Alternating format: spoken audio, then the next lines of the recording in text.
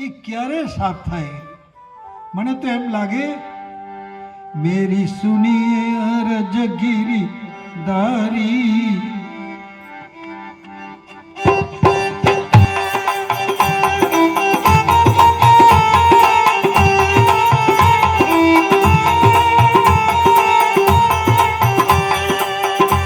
मैं आया शरण तुम्हारी मेरी सुनिए अरज गिरधारी मेरी सुनिए अरज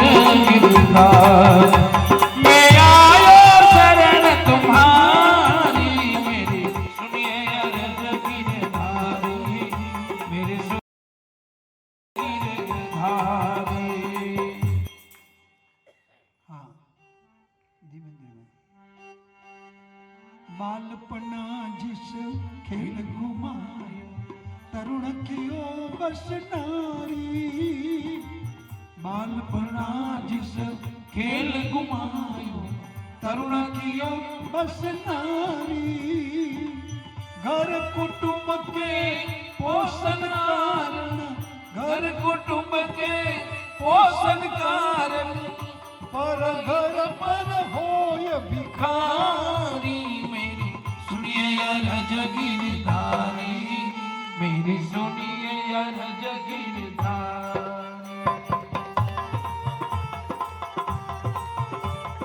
सुनिए अरज गिरधारी। हे प्रभु बहु सागर में डूब रहा लीजिए बेगौगारी बहु सागर में डूब रहा लीजिए बेगौगारी ब्रह्मानंद करो करुणा प्रभु ब्रह्मानंद करो करुणा प्रभु प्रभु तुम बिना कौन हितकारी मेरी सुनिए अरज गिरधारी मेरी सुनिए अरज गिरधारी। આવું ન આવડે તો બીજી એક વાત કરવાની એક આગળ જેવો તેવો પણ તારો રે પ્રભુ હાથ પકડ મારો હું જેવો તેવો પણ તારો પ્રભુ હાથ પકડજો મારો જેવો તેવો પણ તારો રે પ્રભુ હાથ પકડજો મારો હું જેવો તેવો પણ તારો પ્રભુ હાથ પકડજો મારો તારા ભરોસે જીવન રમતું મરણ ચંચલ જાતા ભમતું કરતું એ ખોટા વિચારો રે પ્રભુ હાથ પકડજો મારો હું જેવો તેવો પણ તારો પ્રભુ હાથ પકડજો મારો હું જેવો તેવો પણ તારો રે પ્રભુ હાથ પકડજો મારો હું જેવો તેવો પણ તારો પ્રભુ હાથ પકડજો મારો જ્યાં ચાલુ ત્યાં કાંટા વાગે વાગે તોય હું ચાલુ વાગે થાય છે પાપમાં વધારો રે પ્રભુ હાથ પકડજો મારો હું જેવો તેવો પણ તારો પ્રભુ હાથ પકડજો મારો હું જેવો તેવો પણ તારો રે પ્રભુ હાથ પકડજો મારો હું જેવો તેવો પણ તારો પ્રભુ હાથ પકડજો સમજીને હું આગળ વધતો માયાનો ભડકો સમજીને હું આગળ વધતો માયાનો ભડકો ભડકો ભડકો તો નહીં બુਝનારો રે પ્રભુ હાથ પકડજો મારો હું જેવો તેવો પણ તારો પ્રભુ હાથ પકડજો મારો પુનિતની અંતરની વાણી અંતર્યામી લેજો જાણી ભક્તોની અંતરની વાણી અંતર્યામી લેજો જાણીએ સહારો રે પ્રભુ હાથ પકડજો મારો હું જેવો તેવો પણ તારો પ્રભુ હાથ પકડજો હરી હરી જ્યાં ચાલુ ત્યાં કાંટા વાગે વાગે તોય હું ચાલુ આગે કેમ કે આપણે ચાલીએ ને તો આપણી મરજી પ્રમાણે ચાલીએ ને એટલે પેલો કાંટા ઊભા કરીને આપણને ના પાડે છે કે આ રસ્તો ખોટો છે. વાહ પ્રભુ, પણ આપણને સમજાતું આ ભગવાન રોકે છે આપણને.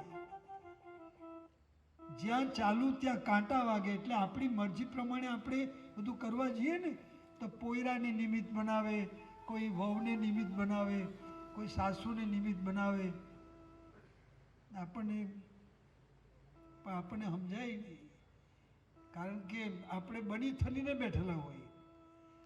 જ્યાં ચાલુ ત્યાં કાંટા વાગે વાગે તોય હું ચાલુ આગે. આ આપણી પદ્ધતિ બધી. થાય છે પાપમાં વધારો, ઘટાડો ના થાય, આપણી મરજી પ્રમાણે જીવીએ. સમજીને હું આગળ વધતો, સમજીને એટલે આપણી સમજ પ્રમાણે, શાસ્ત્રની નહીં, ગુરુજીની નહીં, આપણી સમજ પ્રમાણે જીવીએ. એટલે માયાનો ભડકો એટલે આગ, ઓર વધે વધે ને ઓલવાય નહીં. હવે હું કરે એમાં? ભડકો તો નહીં બુઝનારું રે, ઓલવાય નહીં. ઓલવાય ક્યાંથી? બાપુ કહે આ રડવાના દિવસો છે, રડવાના. હું એટલું રડ્યો છે ને એટલું તમે હૈસા પણ ન હોય, એમ કે છે પૂજ્ય બાપ આપણને સત્સંગમાં.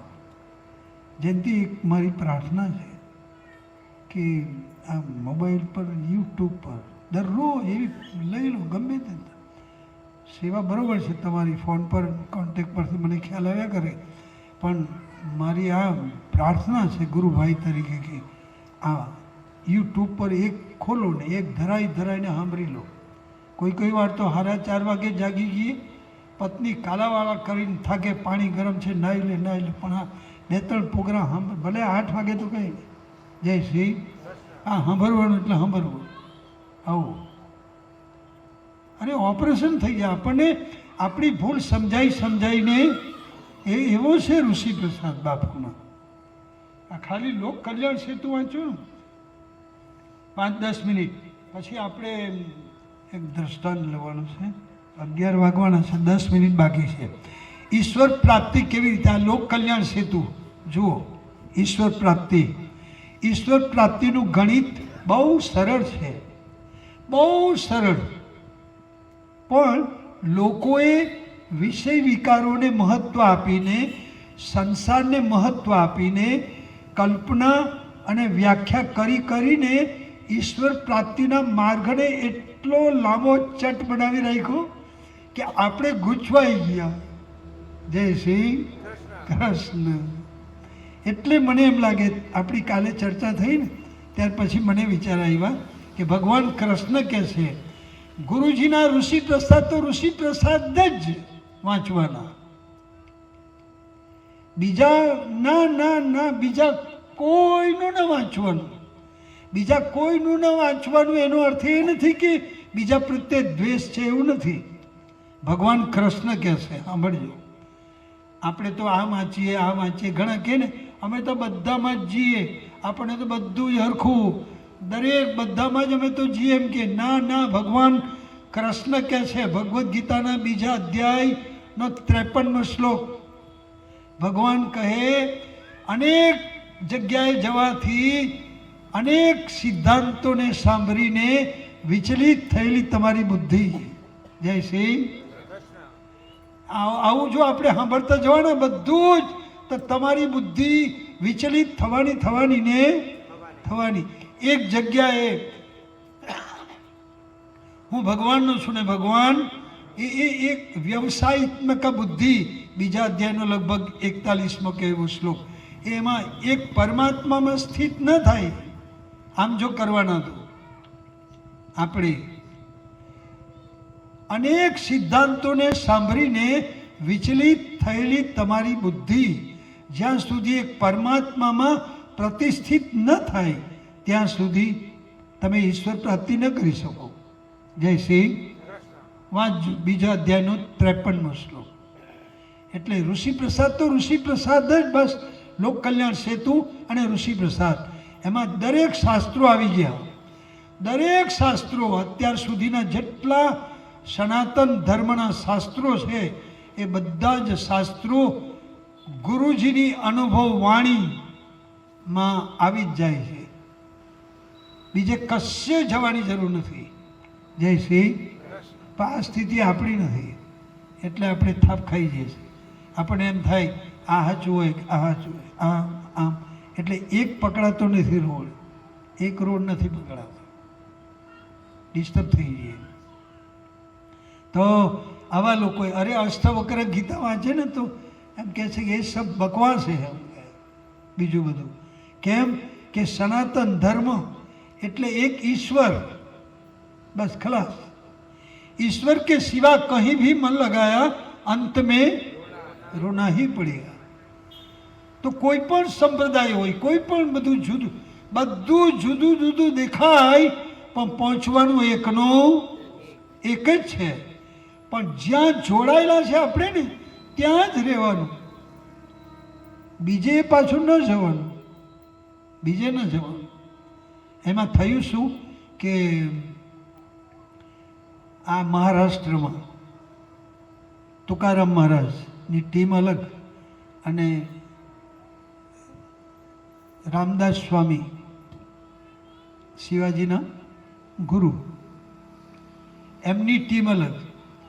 હવે રામદાસ સ્વામીના શિષ્યોમાં ખરું ને આમ ને તુકારામ મહારાજ એમના પ્રોગ્રામ ચાલે ને આ બાજુ એમના ચાલે, તો એમના પેલા સાધકો એકબીજાના ગામમાં તો રહી ને બધા, એટલે એકબીજાને વાત કરે. તો પેલો શું કે જાણે તુકારામ મહારાજના પ્રોગ્રામમાં એવું કે અહીંયાથી મગોદ ડુંગરી પ્રોગ્રામ હોય તો પહેલાં તો ગાડી બધું ચાલતા જ જવાનું, એટલે ચાલતા જાય આમ. પછી ત્યાં જ્યાં પ્રોગ્રામ હોય ત્યાં જ આ એક મોટા રોટલા હોય જુવારના, આમ એકાદ શાક હોય ને એક રોટલો હોય. તુકારામ મહારાજના પ્રોગ્રામમાં આવું હોય કે કેટલા છે 25, તો 25 રોટલા બનાવે એક ને જરા હાક એટલે બસ ખાઈ રહી ને પછી પ્રોગ્રામ ને ત્યાં જ ઊંઘી જાય. બીજા દિવસે પાછા ચાલતા આવવાનું હોય. સ્વામી રામદાસના જે કંપની ખરી ને ટીમ આધ્યાત્મિક, એમાં ખાઓ પીઓને જરાક આમ વ્યવસ્થિત જરાક આમ બધું આમ. એટલે પેલા એક જ ગામમાં રહી તે પેલા વાતો કરે, તમારામાં કેમ છે, તો અમારામાં આવું, પેલો કે અમારામાં તો આવું, આજે તો ખીર, કાલે તો આમ, કાલે તો પૂરી ને પરમદારે તો આમ. સારું અમારે ત્યાં તો આ જુવારના રોટલા ને બાફેલા ને ધન આવું. ત્યારે પેલો શું કે જાણી તુકારામ મહારાજ વાળો કે હા તમારામાં આવ્યા કરું તો ચાલે કે ખાવા માટે તો આવે તો વાંધો નહીં, અમારે કાં વાંધો છે, પણ આપણે અમારા ગુરુજીને પૂછી લઈએ. આપણે સારું પૂછો ને, જલ્દી કરો ને, મારે કંટાળી ગયેલો છે યાર કીધા હું આ રોટલા ખાઈને આવી બધી વાતો કરે. એટલે પેલા એ કહું સ્વામી રામદાસને, ગુરુજી આ એક અમારા ગામનો એ છે તે તમારી પાસે મંત્ર દીક્ષા લેવાનો છે. તો એ રામદાસો કંઈ સામાન્ય થોડા હોય. એમણે કહું કે તો તમે કોઈને ગુરુ બનાવેલા છે? તો કે હા બનાવેલા છે. તો કે તમારા ગુરુજી કોણ છે? તો તુકારામ મહારાજ. ઓહ તુકારામ મહારાજ, હા વાંધો નહીં. તો તમારે પાછો આમ મારી પાસેથી મંત્ર દીક્ષા લેવી છે? તો કે હા તમારી પાસેથી મંત્ર દીક્ષા. તો હું આપું, વાંધો નહીં, મારે વાંધો નહીં, પણ એક કામ કર કે જેમની પાસેથી તમે મંત્ર દીક્ષા લીધી છે ત્યાં જઈને એ મંત્રને માલા આપી આવો. જય શ્રી. એ મંત્ર આપી આવો ને માલાઓ આપી આવો તો હું આ કરું, વાંધો નહીં, જાઉં. સારું હમણાં આવ્યો એમ કે ગયો ત્યાં તુકારામ મહારાજને કહે છે વંદન કરી કે બાપજી તો હું મારે આ મંત્રને માલા તમને આપી દેવાની છે કે ગુરુ બીજા બનાવવાના છે મારે. તુકારામ મહારાજ કહે હું તમને તમારા ઘરે બોલાવવા નથી ગયેલો. જય શ્રી. તમે જાતે આવેલા છે ને અમને કહું એટલે મારા ગુરુજીએ જે મને આપેલું તે તમને આપી દીધું, એમાં મારું કાંઈ નથી, બરાબર. અને તમે તમારી મરજીથી આવ્યા ને તમારી મરજીથી જાઓ, એમાં મારે કોઈ વાંધો નથી. પણ આ માલાને આસન એ તો બધું આપી દીધું, પણ હવે મંત્ર આપવાનો છે તો એક કામ કરો, મંત્ર આપવાનો. તો મંત્ર કેવી રીતે? તો મંત્ર બોલવાનું સાચા હૃદયથી ને આ પથ્થર પર થૂકી નાખવાનું. ઓમ સૂર્યાય નમઃ, આમ કરવાનું, થૂકવાનું. પેલું કે હારું વાંધો નહીં, આમ કરીને પેલો મંત્ર બોલી ને થૂકવા ગયો, તે પથ્થરમાં મંત્ર કોરાઈ ગયો, મંત્ર કોરાયો. સમજો કે ઓમ નમઃ ભગવતે વાસુદેવાય, તો ઓમ નમઃ ભગવતે કોરાયું અંદર. ઓ હા, હવે જાય એમ. એટલે પેલું દોડતો ગયો રામદાસ સ્વામીના ચરણમાં, બાપજી આ મંત્રને માલા આપી આવ્યો. તો કે કેવી રીતે આપી આવ્યો? માલા તો આપી, પણ મંત્ર કેવી રીતે આપ્યો? તો મંત્ર એવી રીતે આપ્યો કે તુકારામ મહારાજે કીધું કે બોલો ને થૂકી નાખો આ પથ્થર પર. મેં મંત્ર બોલી દીધું, થૂક્યું. તો રામદાસ સ્વામી કહે તો થયું શું? તો એ મંત્ર પથ્થર પર કોરાયો. રામદાસ સ્વામી કહે, મૂર્ખા, એવા ગુરુજીનો મંત્ર કે જે મંત્ર થૂકવાથી પથ્થરમાં કોરાઈ ગયો, એવા પથ્થરમાં કોરાયો, પણ તારા માથામાં નહીં કોરાયો. જય શ્રી. હું તમને મારી પાસે રાખું, જા તારે જેમ કરવું હોય તેમ જા. આવા ગુરુજીનો મંત્ર ને તમે આ રીતના જે પથ્થરમાં કોરાયો પણ તારા માથામાં ન કોરાયો, આવી શ્રદ્ધા. હું તમને મંત્ર દીક્ષા ન આપું, ના પાડીથી પેલો આ બાજુ ઓણી આ બાજુ ઓણી, એટલું રડે, બહુ રડે. પછી રામદાસ સ્વામીને પણ દયા આવી. રામદાસ સ્વામી કહે, એક કામ કરો, જાઓ તુકારામ મહારાજ પાસે જાઓ, એમને કહેજો કે રામદાસ સ્વામીના જય શ્રી કૃષ્ણ કહેજો, અને પછી મારા વતી કહેજો કે સ્વીકાર કરી લેજો, ભૂલ થઈ ગયેલી છે ને એ કરી લેજો, આમ કહેજો ને એટલે તમને પાછા સ્વીકારી લેશે. ગયા પાછા, અને ત્યાં જઈને આડોઠે, અને પછી જે આવું કહું, સમર્થ રામદાસ સ્વામીજીએ આપના ચરણોમાં પ્રણામ કરીને કહ્યા છે સ્વીકારી લેજો, ત્યારે સ્વીકારી રહેશે. જય શ્રી. કેટલા જન્મના કાલાવાલા કરેલા, ત્યારે પરમ કૃપારૂ પરમાત્માની અસીમ કૃપાથી આપણને ગુરુજી મળે છે. અને ગુરુજી મળે એટલે આત્મ સાક્ષાત્કાર થવાનો નહીં થવાનો. પણ એકે શરત કે દુનિયા કા બનકર દેખ ચુકા, ભગવાન કા બનકર દેખ જરા. બસ આ વાત આપણે કરવાની છે. આપણે દુનિયા કા બનકર દેખ ચુકા. બાપુ કહે છે તમે શાસ્ત્રની વાત ન માનો તો ચાલે, અમારી વાત ન માનો તો ચાલે, ભગવાનની વાત ન માને તો ચાલે, પણ અત્યાર સુધી તમારી જે ઉંમર થઈ એ ઉંમરમાં તમને જે અનુભવ થયો તે વાત સ્વીકારી લો. જય શ્રી. આપણને અનુભવ છે કે અહીંયા કોઈનું લગ્ન પહેલાં કહેતી હતી કે તેરી બિના ભીખ્યા જીના. હમણાં લખવો માર્યો એક બાજુ ડોહો પોર રહી જા એમ કે. હવે એ લખવો માર્યું તો તેરી બિના ભીખ્યા જીના કેવું જોઈએ કે નહીં? પણ ના, કેમ કે એમાં રહ નથી. હવે સ્વાર્થ વિના પ્રીતિ કોઈ કરતું નથી રે. જય શ્રી. આવા છે આપણે. એટલે જેમ બને તેમ બાપુ કહે કે ભલે વાંધો નહીં, આપણે પહેલા ધોરણમાં છે, બીજા ધોરણમાં છે, તો ગુરુજીની આજ્ઞાનું પાલન વધારતા જઈએ. ધીરે ધીરે આવતીકાલથી થોડું મૌન રાખવાનું. મૌન, કોઈની મારી તારી ન કરવી. અનિચ્છીનો પૈસો જાણે અજાણે આવી જાય, જાણે અજાણે, તો દરરોજ કંઈ દેવી કાર્યમાં બીજાનું હિત થાય, બીજાનું કલ્યાણ થાય, એમાં વાપરવાનું. અને મને એમ લાગે કે ભગવાન તો આ જલારામ બાપાના મંદિરની બહાર બેઠેલા જ હોય કે ત્યાં આપી આવો ને ક્યાં વાંધો આવે, પણ અપાય નહીં. આ અપાય નહીં. બાકી આ મનુષ્ય જીવનનો આ માસ્ટર કી છે.